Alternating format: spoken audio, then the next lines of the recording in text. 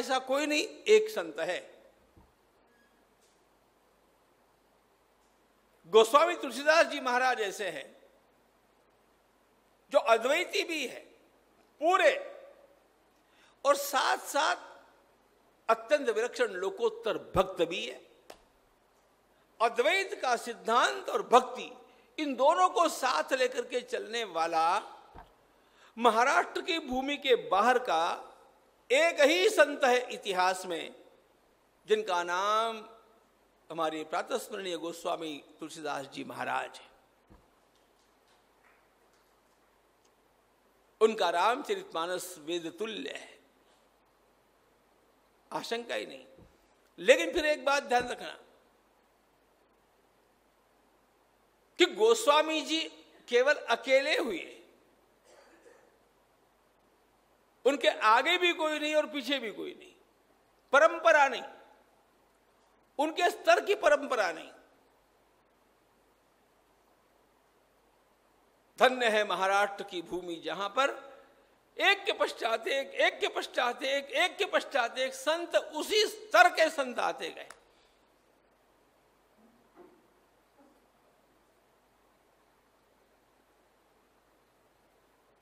700 वर्ष पहले केवल ज्ञानेश्वर महाराज कुछ तो भी कह करके चले गए, ऐसा नहीं हुआ।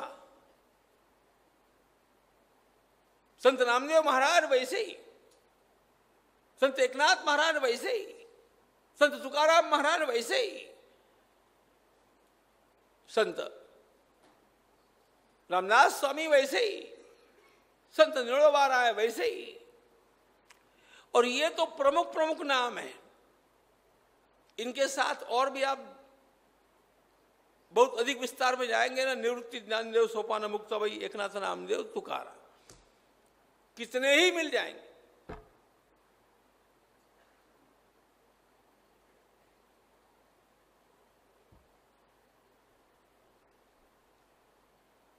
इस दिव्य परंपरा के दूसरे छोर से मैं अपनी बात को आरंभ करना चाहता हूं।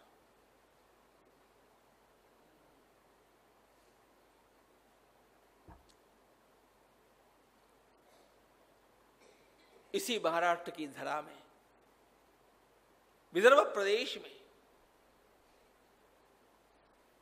एक ऐसे अद्भुत संत का अवतरण हुआ जिनके लिए गत 35 वर्षों से मैं एक बात खुले आम कहते आया हूं कि सारे संसार के इतिहास में इस प्रकार का अन्य कोई संत हुआ ही नहीं, महाराष्ट्र में भी नहीं हुआ। और ये बात मैंने कमरे में बैठ करके नहीं की, जिस व्यासपीठ के ऊपर मैं गया वहां पर मैंने की। और ये बड़ी साहस की बात है जब ये कहते हैं कि ऐसा कोई हुआ ही नहीं, अद्वितीय, तो लोग भी थोड़ा विचार करने लग जाते हैं, करना भी चाहिए।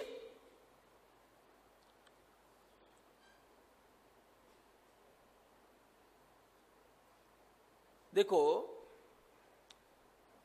संतों में तुलना नहीं होती, सारे संत एक रूप होते हैं। साधु दिसती वेगळाले, परी ते अंतरी मिळाले। सभी के सभी संत, सभी के सभी महात्मा अंतरंग से एक ही स्तर के हैं, उनमें कोई छोटा नहीं होता, कोई बड़ा नहीं होता। लेकिन मैं जब यह कहता हूं कि यह अद्वितीय है तो इसका कोई कारण होगा। मैं जब यह कहता हूं कि यह केवल अद्भुत है तो कोई कारण होगा।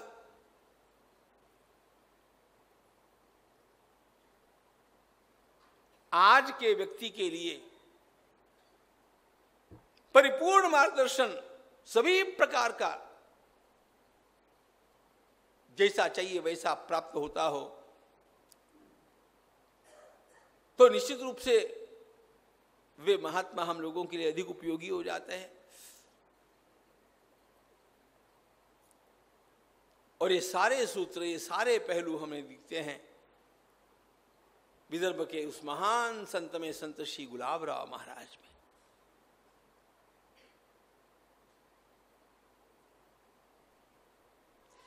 हम लोग कहा करते थे कि वे अद्वितीय है, उनके जैसा कोई नहीं। लेकिन मेरे मन में एक टीस थी कि ये मैं कहूं इसमें कौन बड़ी बात है। महाराष्ट्र प्रदेश के बाहर के लोगों को भी तो इनको जानना चाहिए। और यह सोच करके हम लोगों ने इसी वर्ष, पिछले वर्ष के सितंबर में महाराज की समाधि की शताब्दी मनाई, और वह आयोजन हम लोगों ने वृंदावन में किया। वृंदावन में वह आयोजन किया, और उस आयोजन के पूर्व मैंने एक काम किया। वृंदावन के और आसपास के जितने भी हिंदी भाषी संत रहे, उन महात्माओं के पास मैंने संत श्री गुलाबराव महाराज का साहित्य पहुंचा दिया, जो हिंदी में और संस्कृत भाषा में हम लोगों को उपलब्ध रहा। और बड़ी आश्चर्य की बात यह थी, जैसे ही उन संतों ने उस साहित्य को देखा, पढ़ा, क्योंकि उनको वहां पर बोलना भी था, वे सारे उस उत्सव में आमंत्रित थे, और 5 दिनों में कितने संत वहां पर आकर के बोल गए। भगवान वृंदावन बिहारी लाल ने मेरी मनोकामना पूर्ण की। ब्रज का आने वाला हर संत यही बोलता गया कि ऐसा चरित्र तो हमने आज तक देखा नहीं, सुना भी नहीं। गुलाबराव महाराज अद्वितीय है, अद्वितीय। ब्रज के सारे संतों ने बात कही।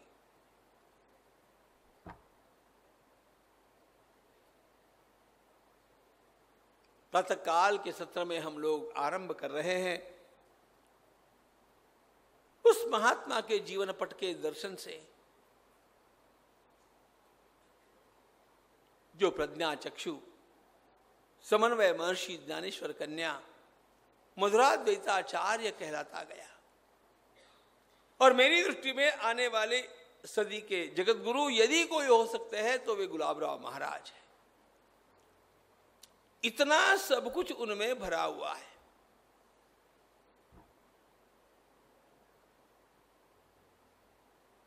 आरंभ करें, उससे पहले हम लोग थोड़ा गाएंगे। है मराठी में लिखा हुआ, लेकिन गाएंगे तो आनंद आएगा। सहज महाराज का वर्णन एक बार मुझसे लिखा गया, आप दोहराएंगे, मराठी में दोहराइए और मराठी थोड़ा सीखने का प्रयास कीजिएगा, बड़ा लाभ होगा। वेदांचे वैभव जगादाविण्यासाठी, वेदांचे वैभव जगादाविण्यासाठी, वेदांचे वैभव जगादाविण्यासाठी,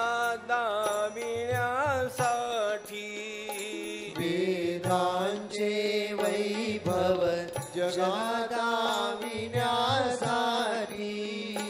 माधुर्य भक्तीचे गीत घेऊनी ओठी, माधुर्य भक्तीचे गीत घेऊनी ओठी, ज्ञानेश्वर कन्या भूमीवरी अवतरली, ज्ञानेश्वर कन्या भूमीवरी अवतरली, विश्वात समन्वय पहाट आता फुटली, विश्वात समन्वय पहाट आता फुटली, गुण व्याघरी घेऊनी जन्म जगद्गुरु आला, गुण व्याघरी घेऊनी जन्म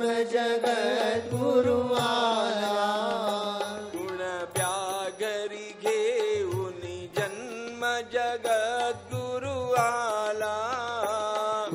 व्याघरी घेऊन जन्म जगत गुरु आला या बालांधाचा प्रकाश जगती भरला या बालांधाचा प्रकाश जगती भरला फेडीत सहजची अनोळखी शास्त्रांची फेडीत सहजची अनोळखी शास्त्रांची फेडीत सहजची अनोळखी शास्त्रांची फेडीत सहजची अनोळखी शास्त्रांची होतसे अंध हा काठी विज्ञजनांची होतसे अंध हा काठी विद्यजनांची पावो निजयाला धर्मा भरते आले पावोनी जयाला धर्मा भरते आले योगाचे दुर्गम दालन योगाचे दुर्गम दालन भक्ता फुलले पावो निजयाला धर्मा भरते आले पावोनी जयाला धर्मा भरते आले योगाचे दुर्गम दालन भक्ता खुलले योगाचे दुर्गम दालन भक्ता फुलले हा धर्म समन्वय करता विरळा संत हा धर्म समन्वय करता विरळा संत हा धर्म समन्वय करता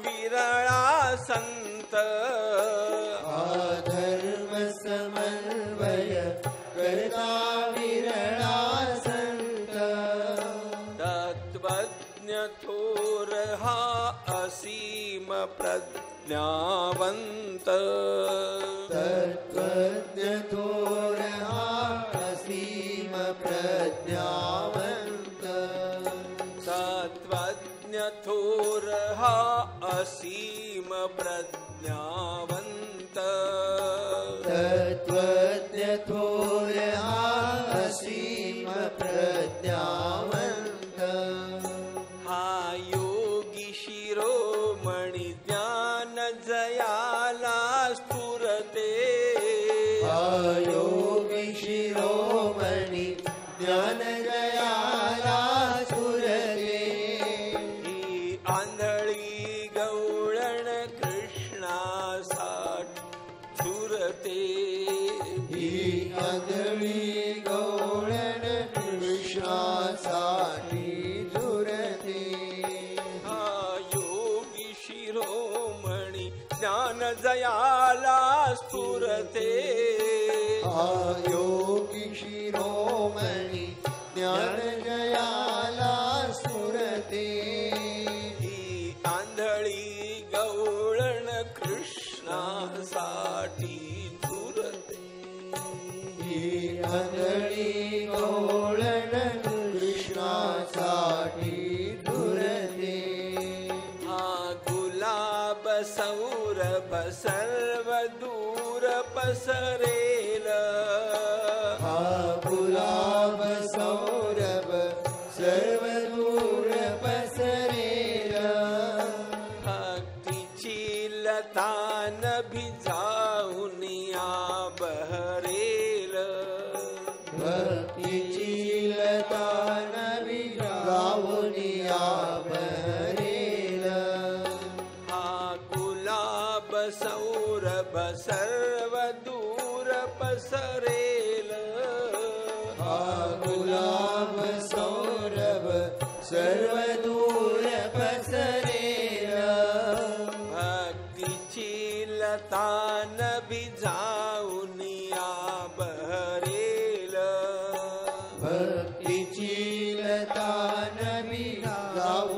आप हरेल।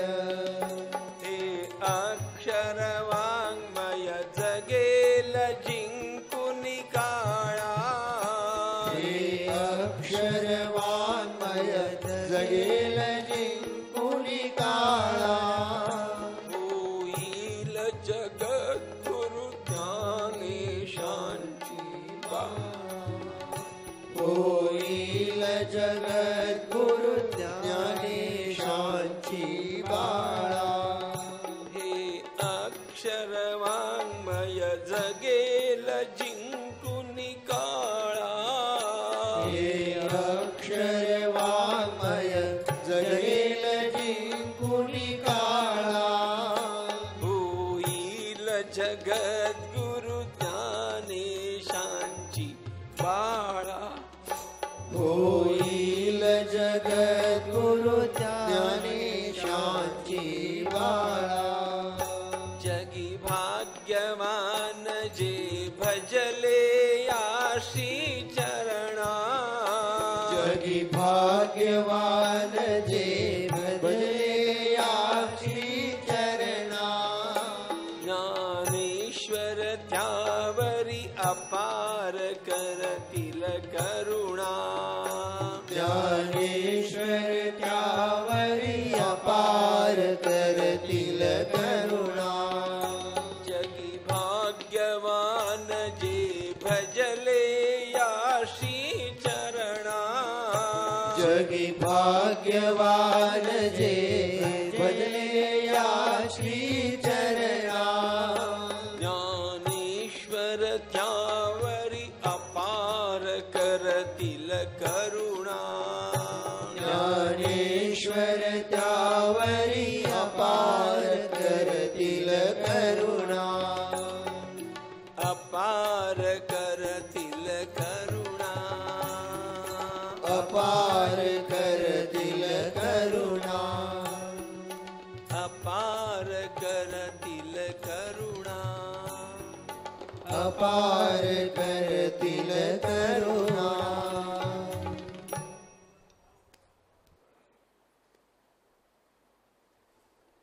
ये श्री महाराज का शब्द चित्र है।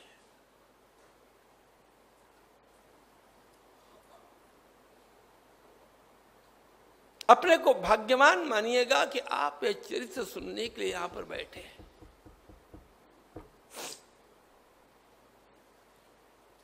रोज प्रातः काल के सत्र में हम केवल श्री महाराज का ही विचार करेंगे।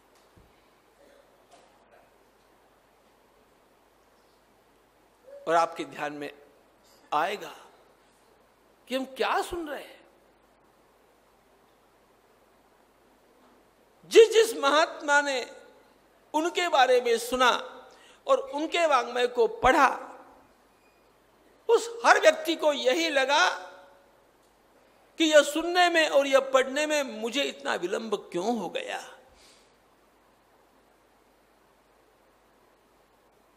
जिसके पल्ले जितने जल्दी यह धन आया उतना उसका परम कल्याण हो गया। सबसे पहले एक बात बतला देता हूं। श्री महाराज की विशेषता यह है कि यद्यपि वे स्वयं भागवत धर्म के अंतर्गत, वारकरी संप्रदाय के अंतर्गत भागवत और दानेश्वरी प्रणीत भक्ति के और भगवान शंकराचार्य महाराज के अद्वैत के आराधक रहे, सबसे बड़ी विशेषता उनकी पहले ध्यान में ले लीजिए, उसके पश्चात उस ओर चलते हैं। महाराज ने संसार के एक भी संप्रदाय का खंडन नहीं किया, सभी संप्रदायों का मंडन किया। उन्होंने यही कहा कि आचार्य सभी ठीक बोलते हैं, सब।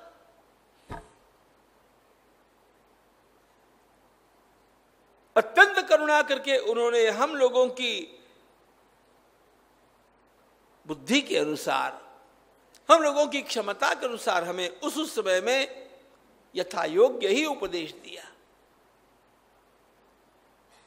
उपदेश की संगति अपनी साधना में कैसे लगाना, यह बुद्धि हमारी जागृत होनी चाहिए। इसलिए उन्होंने वैदिक सनातन धर्म के अंतर्गत के तो सारे संप्रदायों में से सब कुछ स्वीकार कर लिया। समय मिला तो हम लोग उनके एक छोटे से ग्रंथ को भी देखेंगे, जिस ग्रंथ का नाम है संप्रदाय कुसुम मधु। महाराज कहते हैं मैंने तो सब संप्रदायों से ग्रहण किया, हमारे सभी आचार्य हमारे लिए पूज्य है, सभी की संगति बैठाना केवल आवश्यक है।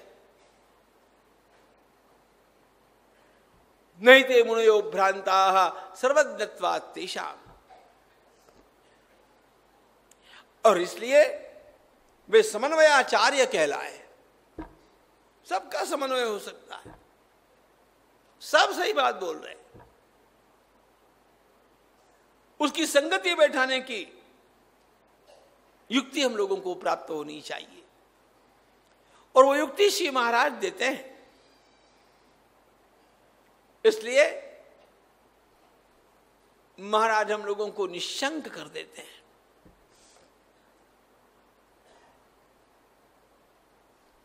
मैं महाराज के वांग्मय में अवगाहन करके अपने को धन्य क्यों मानने लगा, इतना प्रसंग बतला करके आरंभ करते हैं। चलो, बचपन से मेरे भीतर एक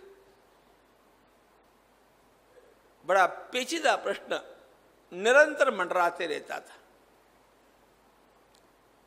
श्रीमद् भागवत की परंपरा लेकर के ही हम जन्मे, पैतृक परंपरा भी वही, निहाल से भी परंपरा वही। तो श्रीमद् भागवत का बाल्यकाल से संस्कार, कुछ थोड़ा बहुत श्रवण हमारे पिताश्री के मुख से होता रहा। 17 वर्ष की अवस्था में मुझे श्रीमद् भागवत कहने के लिए अचानक बैठना पड़ा।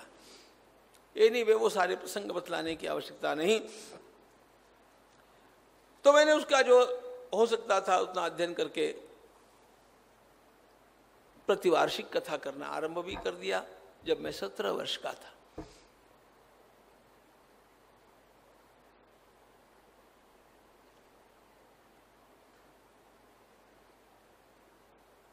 इधर भगवान आदि शंकराचार्य महाराज के अद्वैत का भी हम अध्ययन कर रहे थे।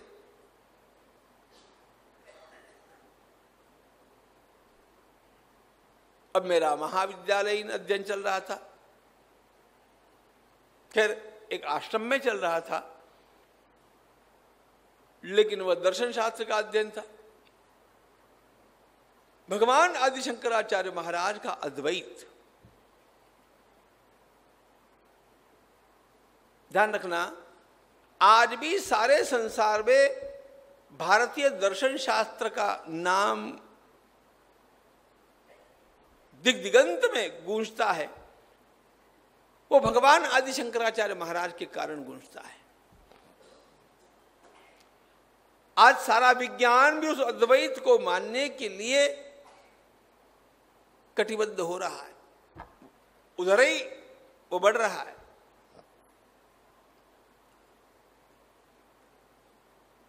भगवान आदि शंकराचार्य महाराज की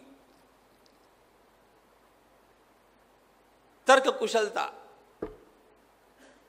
उनका अत्यंत प्रासादिक भाष्य, अद्वैत का अद्भुत सिद्धांत, ये सब प्रिय था। दूसरी ओर श्रीमद् भागवत की भक्ति, अद्वैत में शुष्कता है, ऐसा उस समय मुझे लगता था, वो है नहीं, लेकिन लगता था अद्वैत सही बात है। तो तार्किकता के कारण अद्वैत नहीं छूटता था, और भागवत जी के संस्कारों में भाव होने के कारण वो भक्ति भी नहीं छूटती थी। एक और श्रीमद् भागवत प्रणीत भक्ति है, दूसरी ओर अद्वैत है। अद्वैत में दो की मान्यता नहीं, भक्ति द्वैत के बिना होती नहीं। इसलिए मन में एक दुविधा निरंतर बनी रहती। खैर, लोगों के सामने तो श्रीमद् भागवत का हम निरूपण कर ही रहे थे, लेकिन अपने मन में यह दुविधा थी कि ये ठीक है कि ये ठीक है। अच्छा, ये भी छूटता नहीं और वो भी छूटता नहीं। ये बात वो समझेंगे जिन्होंने कभी इन बातों का अध्ययन करके उस वेदना का अनुभव लिया है। भाई, जब अपेंडिक्स की वेदना होती है तो कैसी होती है दूसरों को दिखाया नहीं जाता, वो होती है उसको पता होता है। ये तो मैंने आपकी एक शारीरिक बात व्याधि की कह दी, लेकिन ऐसे ही मन की एक आधि होती है। शरीर के रोगों को कहते हैं व्याधि और मन के रोगों को कहते हैं आधि। हम आधि व्याधि शब्द का प्रयोग करते हैं। ये जो मेरे भीतर आधि खड़ी हो गई कि मैं क्या बोल रहा हूं, मैं लोगों के सामने सही बोल रहा हूं कि झूठ बोल रहा हूं, या तो ये सही होना चाहिए या ये सही होना चाहिए, दोनों में संगति नेवर पॉसिबल, यही विचार था, यही लगता था। और ऐसी अवस्था में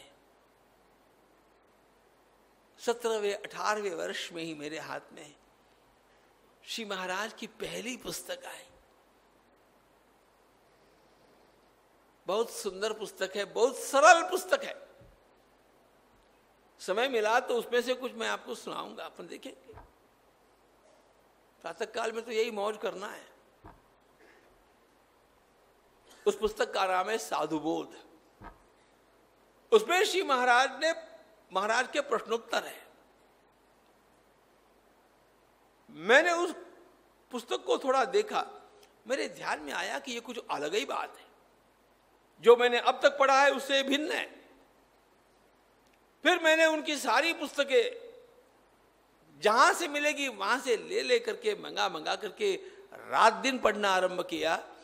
और जैसे ही महाराज के ग्रंथों का मैं अवलोकन करने लग गया, अनेक वर्षों तक मुझे सताने वाली मेरी ग्रंथि खुल गई, मैं निश्शंक हो गया।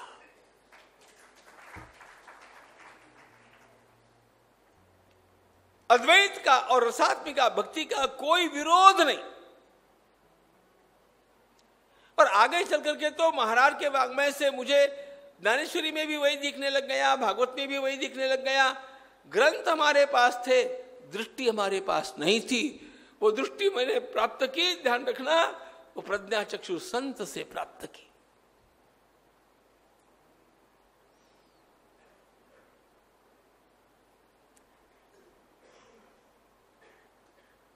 मेरी व्यक्तिगत दुविधा दूर हो गई। लेकिन केवल व्यक्तिगत दुविधा की बात नहीं, कितने कितने लोगों की कितनी कितनी दुविधाएं महाराज के वाङ्मय से और महाराज के व्यक्तित्व से और महाराज की कृपा से दूर होती मैंने देखी।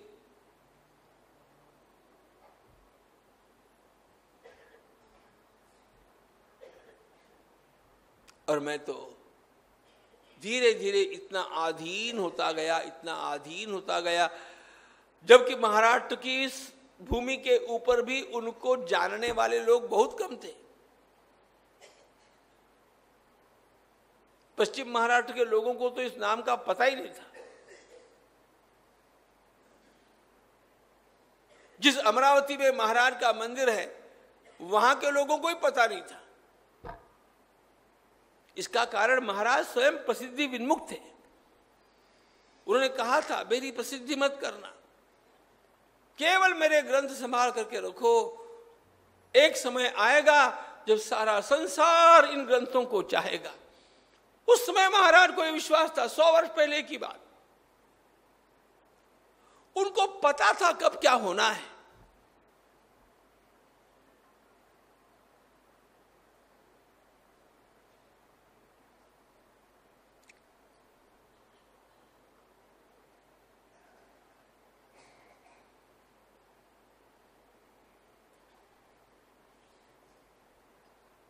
इतना ही आप जरा सोच लीजिए तो पता चलेगा कि मुझे जब उनके बारे में बोलना है तो ये बात कितनी कठिन भी है। आयु के 8वें 9वें महीने में उनके नेत्रों की ज्योति गई और 34वें वर्ष में उन्होंने अपना शरीर त्याग दिया। जन्म उनका अत्यंत छोटे से देहात में हुआ।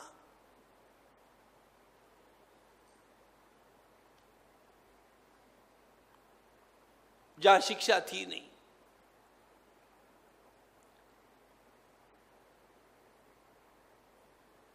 आठवें 9वें महीने में नेत्र गए। चौथे वर्ष में मां गई, माताजी का देहावसान हो गया। युवावस्था में पत्नी का देहावसान हो गया। इनमें से एक एक दुख ऐसा है जो मनुष्य की सारी प्रगति का अवरोध कर देता है। लेकिन ऐसी अवस्था में श्री महाराज ने केवल अपने मुख से जो ज्ञान कहा, अब 100 वर्ष पहले की बात का जरा विचार कीजिए। टेप रिकॉर्डर उस समय नहीं थे। मुझे कभी कभी तो बड़ा बुरा लगता है कि ये सब सुविधाएं उस समय क्यों नहीं थी। जो कुछ महाराज ने कहा उसमें से केवल 1/3 लिखा गया, 1/3 सुविधाएं थी नहीं। लेकिन जो 1/3 लिखा गया उससे 132 पुस्तक बन गए, 132 ग्रंथ उससे हो गए। और इन ग्रंथों में वेदों से लेकर के आज के विज्ञान तक का सब कुछ है। और कितनी उसकी दिशाएं हैं। वे दर्शन शास्त्र में भी, काव्य कला में भी, समाज शास्त्र में भी, भाषा शास्त्र में भी, योग शास्त्र में भी, भक्ति में भी, सर्वत्र महाराज एक अद्भुत व्यक्तित्व के रूप में सहज लीला विहार करते हैं।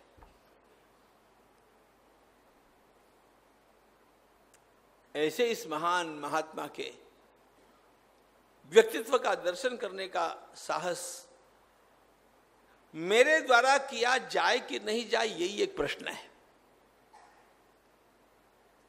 बहुत कठिन है।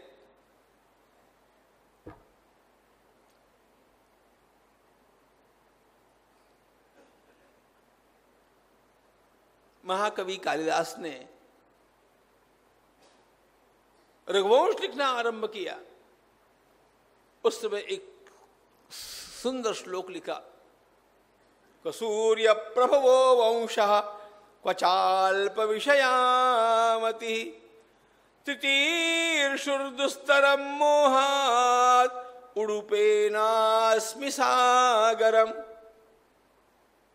कसूर्य प्रभवो वंशः क्वचाल्प विषयामति।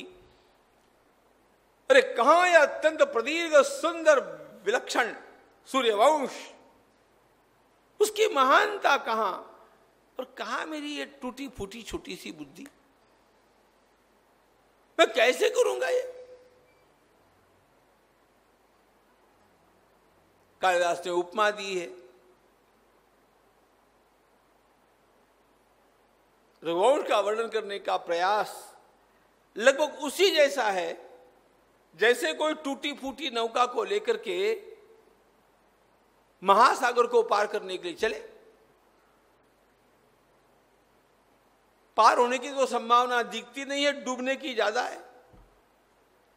टूटी फूटी नौका का जैसे ये हाल होगा, वैसे हमारी बुद्धि का ऐसा जब कालिदास को रघुवंश के लिए कहना पड़ता है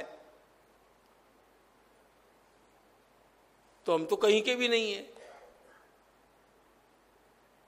कोई अधिकार ही नहीं है।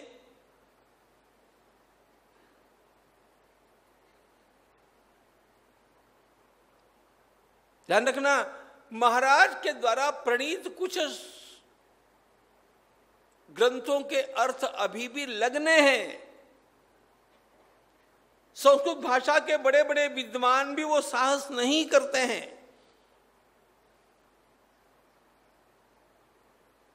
अब कुछ कुछ प्रयास चालू हुआ है। तो इन थोड़े दिनों में उनके बारे में कुछ बातें सामने लाना, ये तो बड़ा साहस मेरे लिए भी है, लेकिन मुझे इस साहस का डर नहीं है। डर इसलिए नहीं है कि हमने महाराज को पूरी तरह जाना। यह अहंकार लेकर के जो बोलेगा वो ऐसा विचार करता रहे।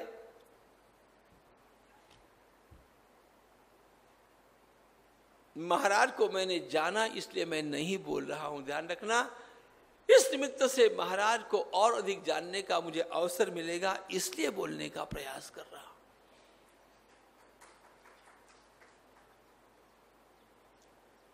क्योंकि अपने आप ही उस कारण अधिक चिंतन होगा।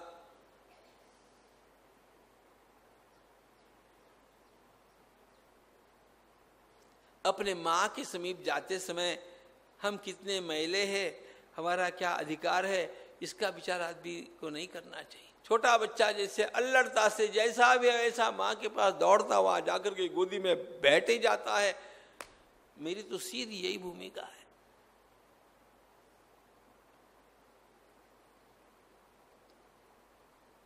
महाराज हम सबके लिए आराध्य है। जितना जितना उनके बारे में बोलेंगे उससे एक लाभ तो मेरा भी होने वाला है, आपका भी होगा। ममत्वेतां वाणीं गुणकथन पुण्येन भवतः पुनामीत्यर्थेऽस्मिन् पुरमथन बुद्धिर्व्यवसिता। ममत्वेतां वाणीं गुणकथन पुण्येन भवतः पुनामि।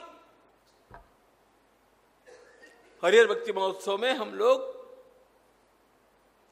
यहां पर एक दिन विष्णु सहस्त्रनाम का पाठ करते हैं, एक दिन शिव महिम्न का पाठ करते हैं।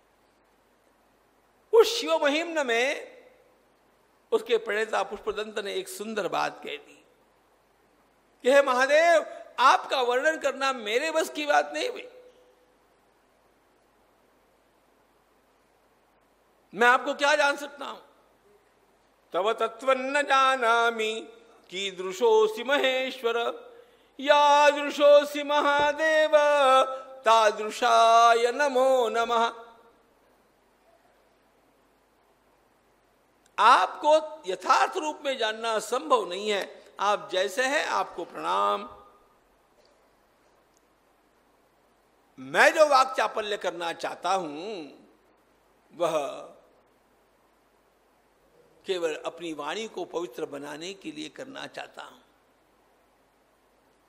जितना जितना आपका गुणगान करता रहूंगा महादेव, उतना उतना मेरे वाणी का पावित्र बढ़ता जाएगा। ममत्वेतां वाणीं गुणकथन पुण्येन भवतः पुनामीत्यर्थेऽस्मिन् पुरमथन बुद्धिर्व्यवसिता। श्री पुष्पदंत की यह जो भावना है बिल्कुल सही वही भावना है। महाराज के बारे में बोलेंगे, महाराज का चिंतन करेंगे, अपने आप अपनी वाणी, अपने कर्ण, अपना मन, अपना सब कुछ अधिकाधिक पवित्र होता जाएगा।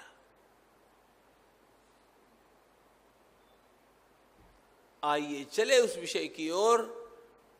गाते गाते कृष्ण गोविंद नारायण हरे, कृष्ण गोविंद नारायण हरे, कृष्ण गोविंद नारायण हरे, कृष्ण गोविंद नारायण हरे, कृष्ण कृष्ण मुकुंद जनार्दना, कृष्ण गोविंद नारायण हरे, कृष्ण कृष्ण मुकुंद जनार्दना, कृष्ण गोविंद नारायण हरे।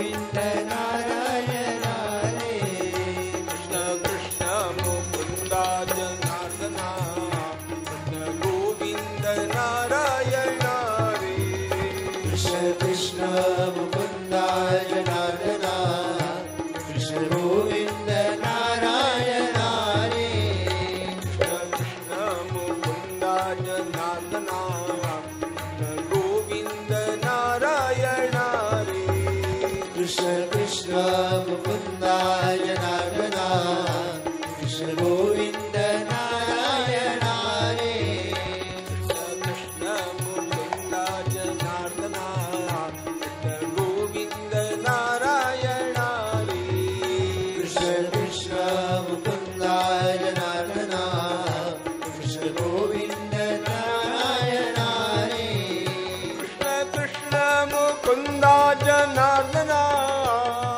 कृष्ण मुकुन्दा जनार्दना कृष्ण कृष्ण मुकुन्दा जनार्दना कृष्ण कृष्ण मुकुन्दा जनार्दना गोविन्द नारायण हरे कृष्ण गोविन्द नारायण हरे कृष्ण गोविन्द नारायण हरे कृष्ण गोविन्द नारायण हरे कृष्ण गोविन्द नारायण हरे कृष्ण गोविन्द नारायण हरे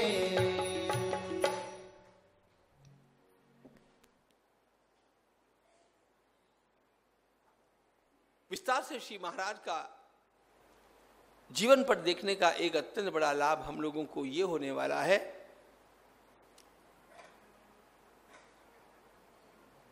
कि हमारे शास्त्रों की ओर हमें कैसे देखना चाहिए, इसकी चाबी हम लोगों को प्राप्त हो जाएगी।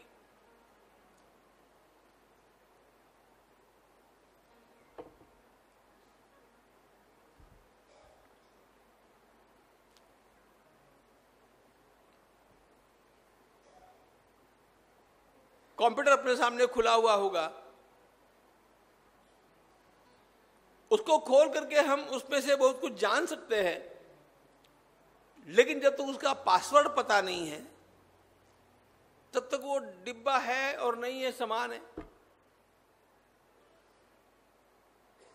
मेरी स्वयं की यह धारणा और मेरा यह अनुभव है कि हमारे देश के सारे महापुरुषों के जीवन, हमारे देश के सभी संप्रदाय और हमारे इस देश में जन्मे हुए महापुरुषों के द्वारा लिखे गए सभी ग्रंथ, इनको सही ढंग से जानना हो तो आपको एक मास्टर की अपने पास रखनी चाहिए, और वह मास्टर की श्री गुलाबराव महाराज है।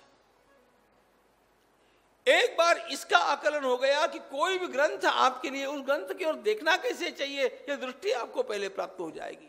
नहीं तो ग्रंथों को आप टटोलते ही रहेंगे और तोता रटने के रूप में बोलते ही रहेंगे।